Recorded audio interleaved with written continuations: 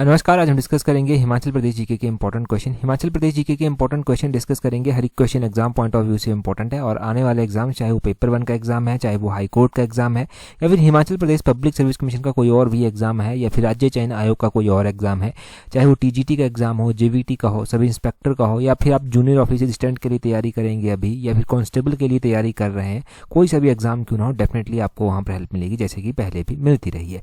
अभी हम question number 1 से डिस्कशन को स्टार्ट करते हैं। बोलते हैं यहाँ पर Nigali Dhar is situated in which district of Himachal Pradesh की जो निगाली धार है ये कहाँ पर जो है वो स्थित है, हिमाचल प्रदेश के कौन से जिले में जो है वो स्थित है। अब हिमाचल प्रदेश एक पहाड़ी क्षेत्र है और यहाँ पर अलग अलग धारें अलग अलग इस तरह से जो है वो माउंटेन रेंजेस जो है वो आती रहती हैं। तो ये निगाली धार भी एक आती है। निगाली धार हिमाचल प्रदेश के सिरमौर जिले में जो है वो आती है। ऑप्शन सी जो है वो सही आंसर हो जाएगा। सिरमौर डिस्ट्रिक्ट में जो है वो निगाली धार आती है। तो सिरमौर डिस्ट्रिक्ट के बारे में हम पढ़ेंगे अभी, परंतु तब तक एक बात सोच के रखिए कि सिरमौर में कितने विधानसभा क्षेत्र आते हैं, क्योंकि एक क्वेश्चन वैसा भी विधानसभा क्षेत्र का आगे आएगा। हम सबसे पहले इंपॉर्टेंट धारों की बात करते हैं जो सिरमौर में स्थित हैं। तो एक टपरोड़ी जडोल धार कर आता है सिरमौर में। एक नोहरा धार आता है।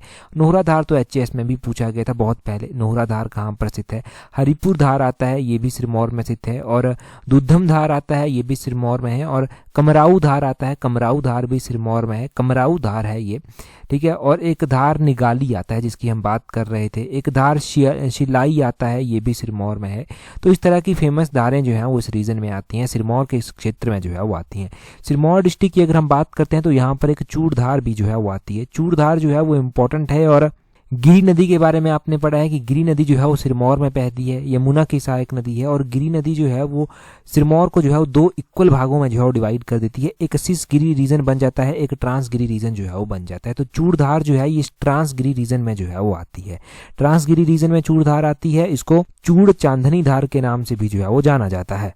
सिरमौर डिस्ट्रिक्ट में यमुना नदी बहती है। तो यमुना नदी डिस्ट्रिक्ट सिरमौर में कहाँ पर एंटर करती है, तो डिस्ट्रिक्ट सिरमौर या फिर हिमाचल प्रदेश में जो है ये एंटर करती है खादर मंझरी नामक स्थान पर। और सिरमौर को ये छोड़ देती है ताजेवाला के समीप और हरियाणा में जो है वो आगे चलकर प्रवेश कर जाती है। सिरमौर की स्थापना राजा रसालू के द्वारा जो था वो की गई थी। और सिरमौर रियासत के अगर हम अंतिम शासक की बात करते हैं तो अंतिम शासक जो था उस रियासत के जो था वो राजा राजेंद्र प्रकाश जो था वो हुआ करते थे। तो इतना सब सिरमौर के बारे में जान लिए, बेसिक सा था ये। अगला क्वेश्चन देखिए। अगले क्वेश्चन में बोलते हैं in which month Chhatrari Jatra fair held in Chamba district of Himachal Pradesh. तो बोलते हैं कि जो छतराड़ी जात्रा मेला होता है ये चंबा डिस्ट्रिक्ट में होता है, सही बात है।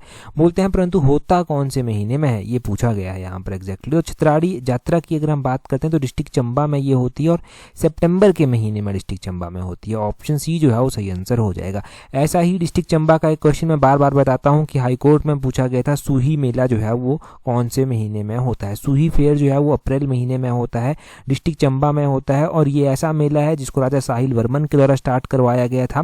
और राजा साहिल वर्मन के द्वारा स्टार्ट करवाया गया था। यहाँ पर सिर्फ और सिर्फ बच्चों को और स्त्रियों को जाना ही अलाउड होता है, पुरुष यहाँ पर नहीं जाते। सिरमौर में ही जो है वो मिंजर मेला लगता है। मिंजर मेले के बारे में एचएएस स्लाइड में पूछा गया कि कब स्टार्ट होता है ये, तो ये जो है वो 2nd संडे ऑफ सावन मंथ को जो है वो स्टार्ट हो जाता है और 3rd संडे ऑफ सावन मंथ तक जो है ये मेला चलता है आगे।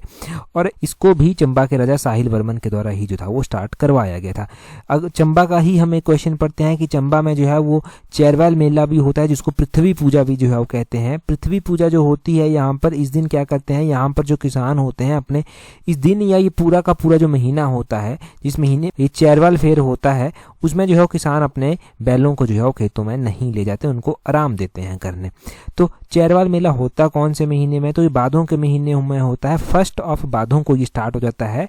और ये मिडल ऑफ, अगर हम मॉडर्न कैलेंडर के अकॉर्डिंग बात करेंगे तो मिडल ऑफ अगस्त में जो है ये मेला जो है वो स्टार्ट होता है। तो चंबा के ये फेयर फेस्टिवल आपने क्लियर कर लिए, इनके बारे में ध्यान रखना था। अगला क्वेश्चन देखते हैं, परंतु इस वीडियो की पीडीएफ कल तक आपको टेलीग्राम पर प्रोवाइड करवा दी जाएगी। टेलीग्राम पर ज्वाइन करने के लिए अपने टेलीग्राम से @allexam31 इस तरह से सर्च कर लेना। अगला क्वेश्चन देखिए क्या बोलते हैं। अगले क्वेश्चन में बोलते हैं arrange the following events in correct chronological order. तो बोलते हैं निम्नलिखित कुछ इवेंट्स दिए गए हैं, घटनाएं दी गई हैं या फिर कुछ सत्याग्रह, कुछ कैंटोनमेंट, कुछ ऐसी चीजें दी गई हैं जिनको आपको जो है वो करेक्ट क्रोनोलॉजिकल ऑर्डर में जो है वो व्यवस्थित करना है। जैसे कि जुग्गा सत्याग्रह यहाँ पर दिया गया है, कसौली कैंटोनमेंट यहाँ पर दी गई है, मंडी लेजिस्लेटिव काउंसिल ये कब कॉन्स्टिट्यूट की गई ये यहाँ पर दिया गया है, पीजेंट्री रिवोल्ट इन चंबा में किसानों का आंदोलन होता है, विद्रोह होता है, वो कब जो है वो होता है। हम एक एक कर बात करेंगे, परंतु उससे पहले आपकी रिस्पॉन्सिबिलिटी बनती है कि अगर आपको अच्छे से प्रैक्टिस करना है, आपने पढ़ा है हिमाचल जीके को, तो एक एक के बारे में सोचिए कि पहला कब हुआ था, दूसरा कब हुआ था, तीसरा कब हुआ था, चौथा कब हुआ था, और उसको खुद से अरेंज कर लीजिए। अब मैं सही कर बताता हूं आपको। अगर आपने अरेंज कर लिया है तो देखिए, जुग्गा आंदोलन की बात करते हैं तो ये हुआ कहाँ पर था? ये बिलासपुर में जो था वो जुग्गा आंदोलन हुआ था। और ये हुआ कौन से ईयर में था? तो जुग्गा आंदोलन जो था वो 1884 में जो था वो हुआ था। 1884 में जो था ये आंदोलन हुआ था। अब इस जुग्गा आंदोलन में बेसिकली हुआ क्या था? इसमें जो था वो लोगों ने आत्मदाह कर दिया था, झुग्गियों में खुद को रखकर जो था वो झुग्गियों को बाहर से आग लगा ली थी। और इस तरह से जो था यहाँ पर हुआ था। राजा का जो शासन था वो बड़ा ही जो था वो बिगाड़ प्रथा पर चली थी, शोषण किया जाता था लोगों का, उसके खिलाफ लोग अपनी मांगें रख रहे थे। तो 1883-84 के आसपास जो था वो लोग अपनी झुग्गियों में अपने को आग लगाते हैं और वहां पर ही आत्मदाह कर देते हैं। तो इसलिए इसको जुग्गा आंदोलन जो था वो बोला गया था। तो ये जुग्गा आंदोलन का पता चल गया। कसौली कैंटोनमेंट की बात करते हैं कि कसौली कैंटोनमेंट को कब स्थापित किया गया था? कसौली क्षेत्र में जो कैंटोनमेंट है उसको स्थापित किया गया था 1842 में जो था वो इसको एस्टेब्लाइज किया गया था। अब 1842 में उस टाइम ब्रिटिश राज के दौरान इसको ब्रिटिशर्स के द्वारा ही जो था वो इसको एस्टेब्लाइज किया गया था। और ये जो कसौली क्षेत्र है ये डिस्ट्रिक्ट सोलन में जो है वो आता है। और इसका जो एल्टीट्यूड है कसौली कैंटोनमेंट का 1927 मीटर करके जो है वो है। आगे दिया गया है मंडी लेजिस्लेटिव काउंसिल, इसको कब कॉन्स्टिट्यूट किया गया था? तो इसकी कॉन्स्टिट्यूशन की अगर हम बात करते हैं कि इसको कब कॉन्स्टिट्यूट किया गया था, तो ये मंडी जो एक लेजिस्लेटिव काउंसिल कॉन्स्टिट्यूट की गई थी ये 1933 में जो था वो कॉन्स्टिट्यूट की गई थी। 1933 में इस मंडी लेजिस्लेटिव काउंसिल को कॉन्स्टिट्यूट किया गया। मंडी में जो है वो अभी शिवरात्रि जो है वो स्टार्ट हुई है। शिवरात्रि का जो मेला मंडी में चलेगा इंटरनेशनल लेवल का, वो लगभग 7 दिनों तक जो है वो चलेगा। और मंडी को जो है वो वाराणसी ऑफ हिल्स, पहाड़ों की वाराणसी भी जो है वो बोला जाता है।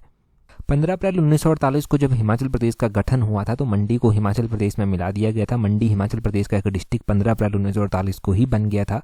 और मंडी में हम विधानसभाओं की बात करेंगे भी आगे, परंतु मंडी में कितनी विधानसभा आती हैं ये भी सोच कर रखना, फिर मैं डिटेल से वहां पर बताऊंगा। आगे बोलते हैं peasantry revolt in Chamba. Chamba में एक पीजेंट्री रिवोल्ट हुआ था। ये जो पीजेंट्री रिवोल्ट हुआ था चंबा में, ये हुआ था 1895 में। इसको आप चंबा किसान आंदोलन भी जो है वो बोल सकते हैं।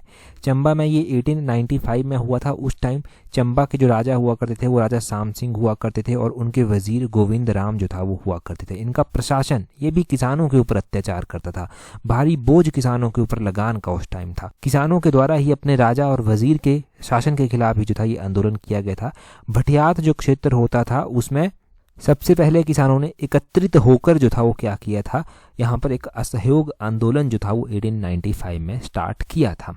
ठीक है, अब इसको क्रोनोलॉजिकली आप अरेंज कर सकते हैं। सबसे पहले तो क्या स्थापित किया गया, यहाँ पर कसौली कैंटोनमेंट को स्थापित किया गया। सबसे पहले 2 आ जाएगा। उसके बाद 1883-4 है तो वो जुग्गा आंदोलन है। उसके बाद जो है वो पीजेंट्री रिवोल्ट है, चंबा का किसान आंदोलन, वो 4 आ जाएगा। उसके बाद जो है वो आप उसके बाद जो है वो आप मंडी लेजिस्लेटिव काउंसिल को जो है सही मिलाइए, यहाँ पर 3 हो जाएगा। दूसरा, पहला, चौथा, तीसरा, दूसरा, पहला, चौथा, तीसरा करके ऑप्शन डी जो है वो इसका सही आंसर हो जाएगा। अब ये क्वेश्चन कभी एग्जाम में आप गलत नहीं करेंगे। डिटेल से हमने जान लिया, यहाँ पर मैंने लिखा भी है, जब पीडीएफ दी जाएगी तो वहां पर मिल जाएगा आपको ये लिखा हुआ। अगला क्वेश्चन हम देखते हैं हमारे पास क्या पूछा गया। नेक्स्ट क्वेश्चन में बोलते हैं which mountain pass join Mandi and Kullu region of Himachal Pradesh. तो एक माउंटेन पास एक ऐसा है, पहाड़ी दर्रा, पर्वत दर्रा ऐसा है जो कि मंडी को जो है वो कुल्लू से जोड़ता है। मंडी को कुल्लू से जोड़ने वाला दर्रा इनमें से जो है वो है दुलची दर्रा। बड़ा ही आसान क्वेश्चन है दुलची दर्रा। कई बार इन आसान क्वेश्चंस के चक्कर में ना क्वेश्चंस रिवाइज ही काफ़ी टाइम से नहीं होते और आसान क्वेश्चन भी पेपर में गलत हो जाता है, क्योंकि इतने टाइम से पेपर भी कोई ढंग से नहीं हो रहे। तो एक्टिवली आप भी जो है वो हर एक चीज़ को रिवाइज शायद नहीं कर पा रहे हैं। जिन्होंने जो टेस्ट सीरीज को ज्वाइन किया होगा वो अलग बात है, परंतु खुद से इन छोटी छोटी चीज़ों को बार बार रिवाइज नहीं किया जाता। हम बात करते हैं यहाँ पर मंडी से कुल्लू को जोड़ने वाले दर्रों को। एक दुलची दर्रा मंडी को कुल्लू से जोड़ता है और एक पजंद गलू है कर पजंद गलू जो है ये भी जो है वो कुल्लू को मंडी से ही जो है वो जोड़ता है। कुल्लू को मंडी से ये पजंद गलू भी जोड़ता है। एक दुलची हो गया, एक भूभू पास हो गया। भूभू पास जोगिंदरनगर को कुल्लू साइड से जो है वो जोड़ता है। भूभू पास हो गया, यहाँ पर मैं लिख भी देता हूँ, भूभू पास हो गया, ये भी इंपॉर्टेंट है। अब हम बात करते हैं यहाँ पर छाबिया पास भी जो है वो दिया गया है। ये छाबिया पास किसको किसके साथ जो है वो जोड़ता है?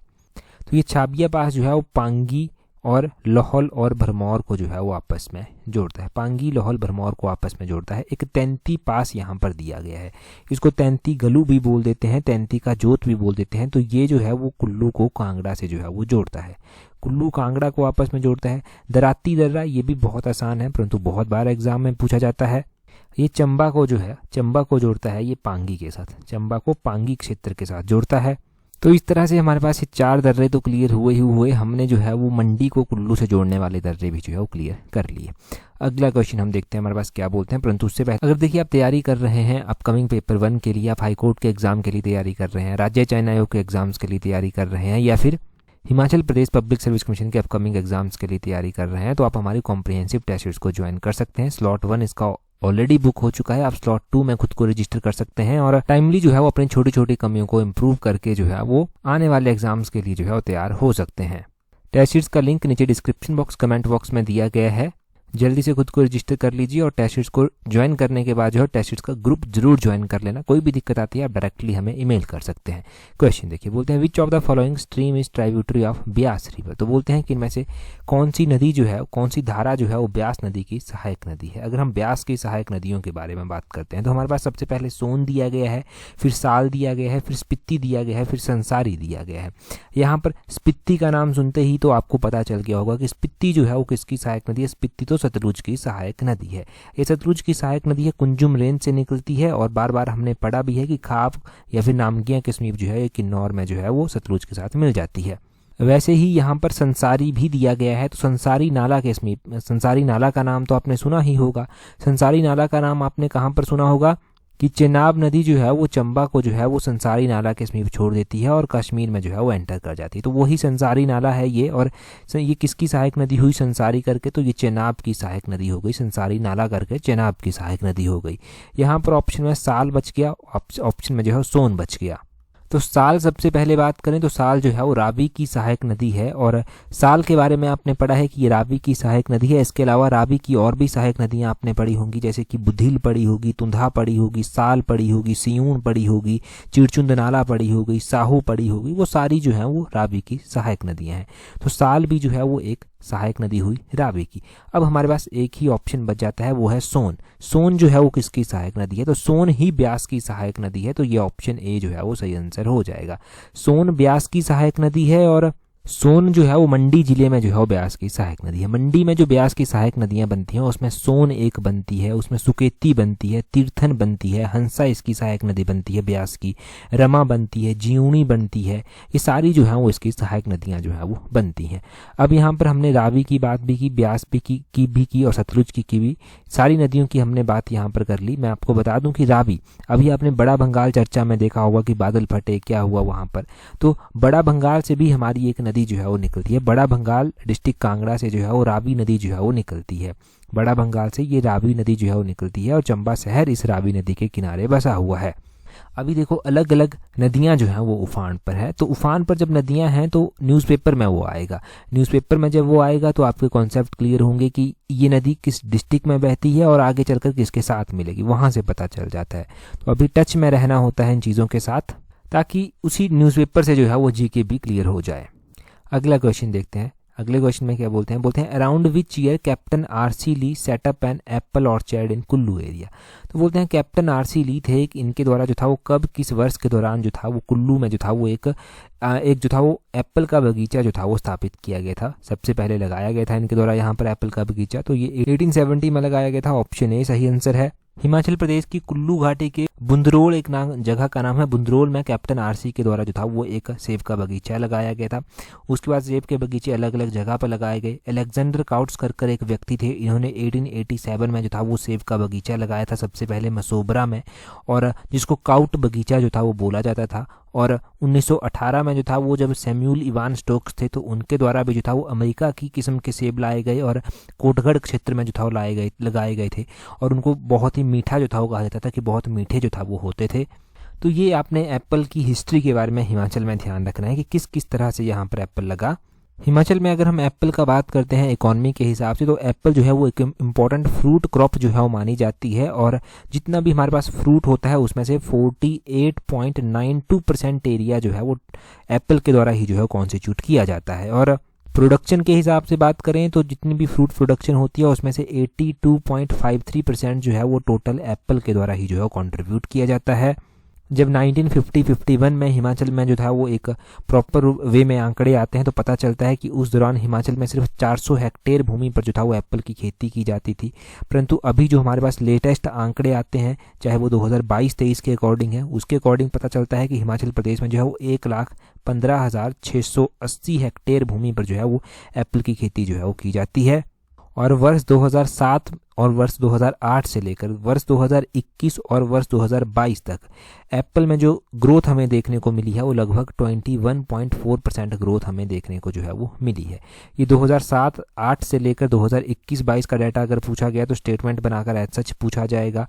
और ये 48.92% का टोटल एरिया का जो डाटा है ये बहुत बार पूछा गया है एग्जाम में। कितना टोटल प्रोडक्शन में कितना कंट्रीब्यूट करता है, 82.53% करता है, ये भी पूछा गया है। ये डाटा है 400 हेक्टेयर वाला 1950-51 का, तो ये आपने ध्यान रख लेना है अगर पूछ लिया जाए। और 1,15,680 हेक्टेयर का जो 2022-23 का डाटा है वो भी ध्यान रखना है साथ में। अगला क्वेश्चन देखिए, अगले क्वेश्चन में बोलते हैं how many districts in Himachal Pradesh send 5 MLAs each to Himachal Pradesh legislative assembly. मैं बोल रहा था ना आपको कि 2 डिस्ट्रिक्ट मैंने बताए थे, सिरमौर बताया था, मंडी बताया था कि इनके MLA सोच लीजिए यहाँ पर कितने कितने MLA ये भेजते हैं। हम बात करते हैं वही अब कि हिमाचल प्रदेश के कितने ऐसे ज़िले हैं जो 5 MLA जो हैं वो भेजते हैं विधानसभा में। तो हिमाचल प्रदेश के जो हैं वो ऐसे जो हैं वो 5 ऐसे जो हैं वो टोटल 5 डिस्ट्रिक्ट हैं। 5 डिस्ट्रिक्ट ऐसे हैं जहाँ से 5 MLA जाते हैं। ऑप्शन सी जो है वो सही आंसर है।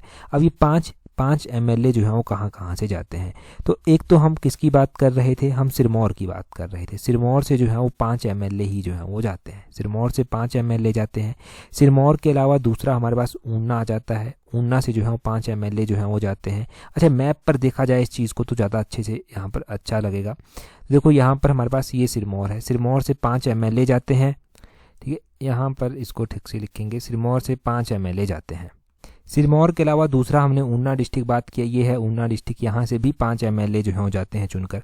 चंबा डिस्ट्रिक्ट है एक हमारा, चंबा डिस्ट्रिक्ट से भी जो है 5 MLA जाते हैं। चंबा यहाँ पर है, ये है चंबा, चंबा से भी 5 MLA जो हैं हो जाते हैं। चंबा के बाद जो है वो हमारे पास है डिस्ट्रिक्ट सोलन डिस्ट्रिक्ट, यहाँ पर देखिए यहाँ से भी 5 MLA जो हैं हो जाते हैं। और एक डिस्ट्रिक्ट जो हमारे पास बच गया वो डिस्ट्रिक्ट है हमारे पास हमीरपुर डिस्ट्रिक्ट, हमीरपुर के साथ बाउंड्री जिसकी लगती है, यहाँ से भी 5 MLA जाते हैं। तो ये 5 डिस्ट्रिक्ट हो गए जहाँ से 5 MLA जाते हैं। अब हमारे पास कुछ ऐसे डिस्ट्रिक्ट हैं जहां से सिर्फ एक MLA जाता है। तो ये लाहौल स्पीति जो इतना बड़ा एरिया आप देख रहे हैं, सबसे बड़ा डिस्ट्रिक्ट है इन टर्म ऑफ एरिया, यहाँ से एक MLA जाता है। किन्नौर से भी एक MLA जो है वो जाता है।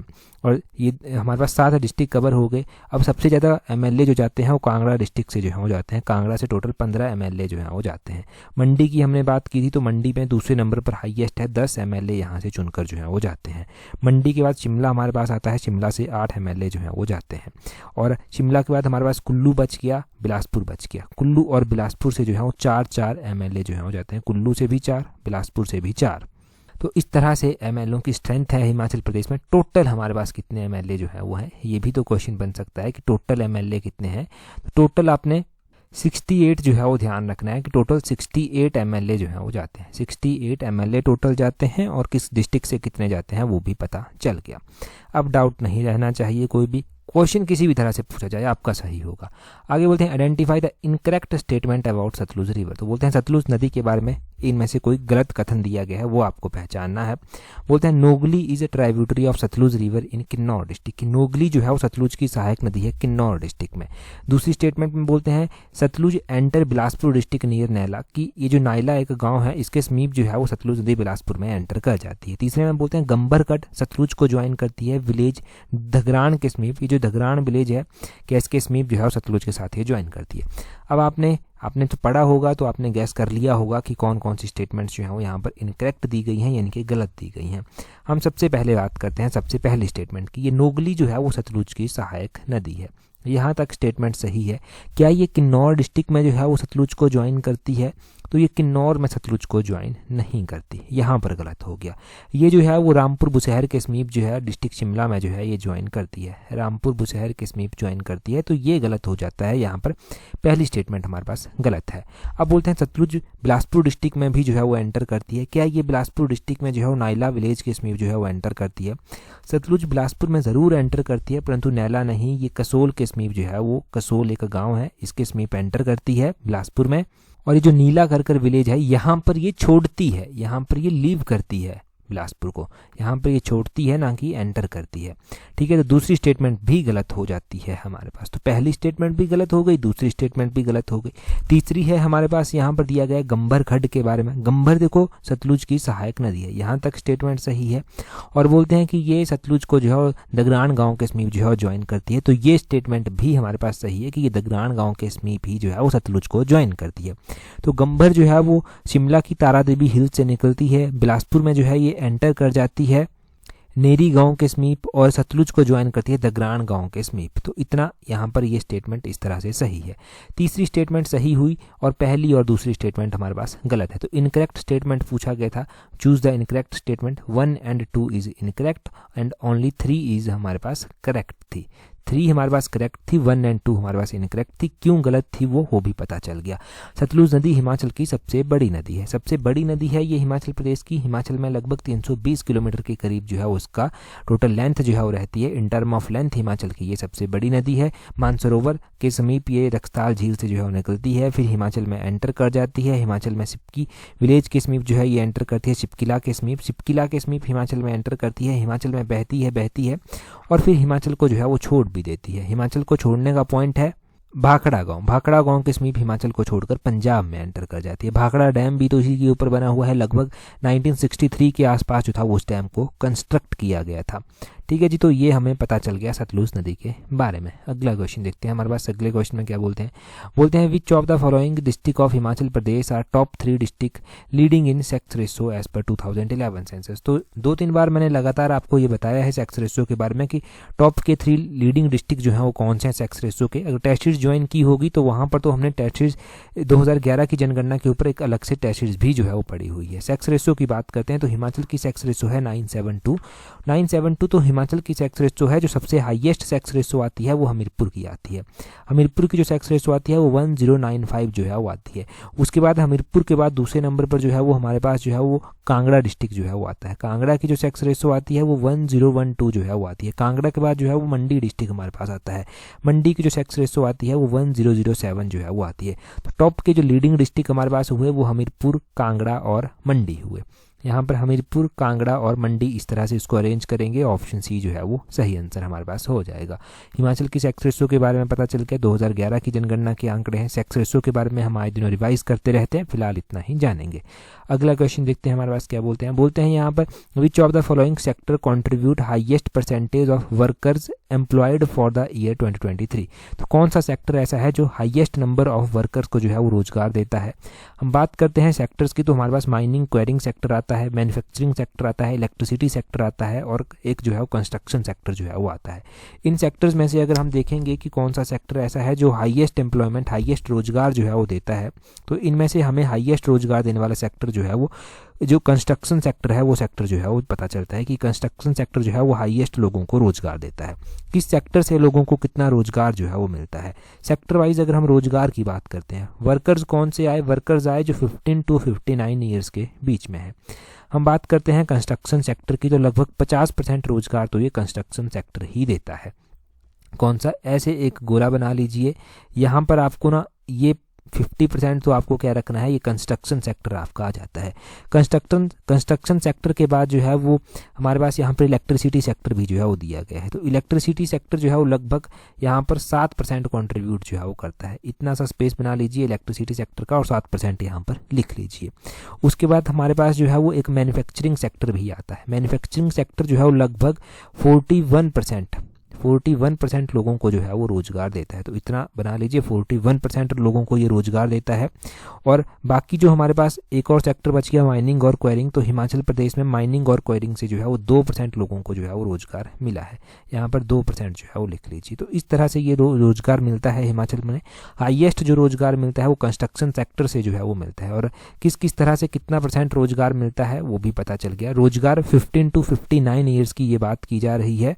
तो 50% लोग काम कर रहे हैं कंस्ट्रक्शन सेक्टर में। उसके बाद जो है वो हमारे पास इलेक्ट्रिसिटी सेक्टर में 7% लोग काम कर रहे हैं। मैन्युफैक्चरिंग सेक्टर में 41% और जो एक सेक्टर माइनिंग और क्वेरिंग है उसमें 2% लोग काम कर रहे हैं। क्वेश्चन देखिए अगला, बोलते हैं which of the following is incorrect about Shivratri fair. तो बोलते हैं कि शिवरात्रि मेले के बारे में कौन सा कथन गलत है। ये PDF तो मैंने टेलीग्राम पर प्रोवाइड करवा भी दी है आपको।